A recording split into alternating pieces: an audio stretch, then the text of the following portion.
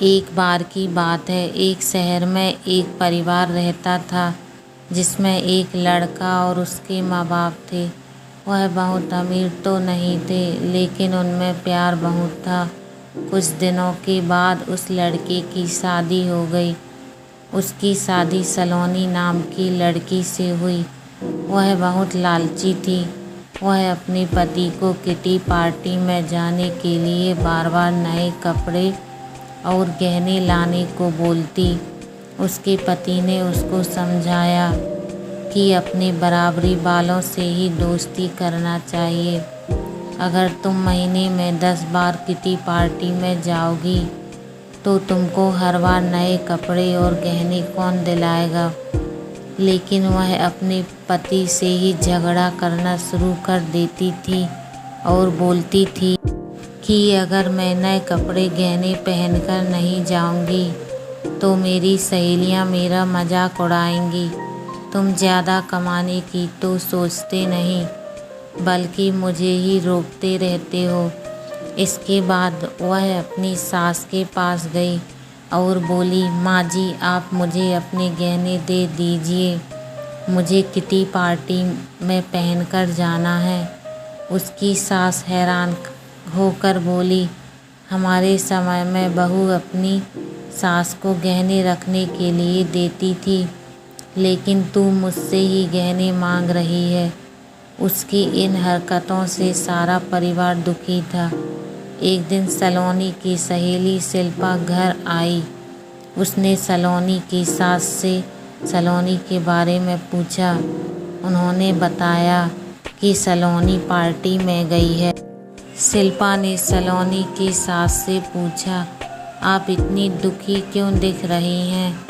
तब उसने सारी बात बताई कि सलोनी किस तरह बार बार नए गहने और कपड़े की डिमांड करती है और सारे पैसे इन पर ही खर्च कर देती है।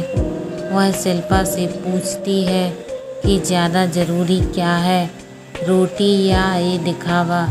शिल्पा ने कहा कि ज़रूरी तो रोटी ही है, लेकिन सलोनी को यह बात समझानी होगी।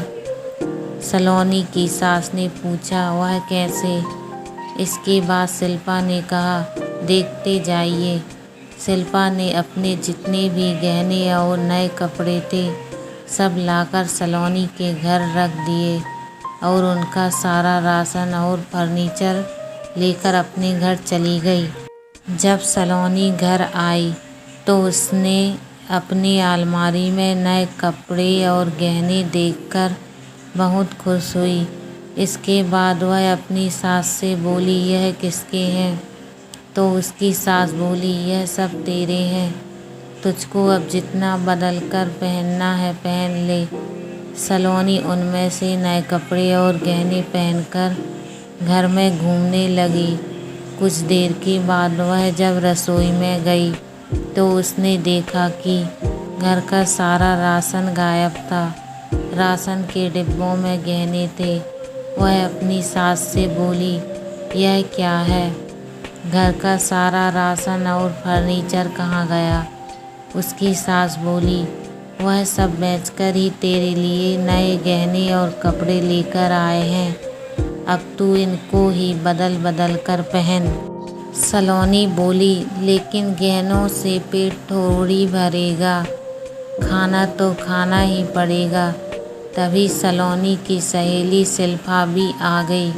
उसने कहा, जब पहले तुम्हारी सास ने तुमको समझाया तब तुम नहीं मानी, इसीलिए हमने यह सब किया। अगर तुमको लगता है कि तुम्हारा पति पर्याप्त नहीं कमाता तो तुम खुद नौकरी क्यों नहीं करती।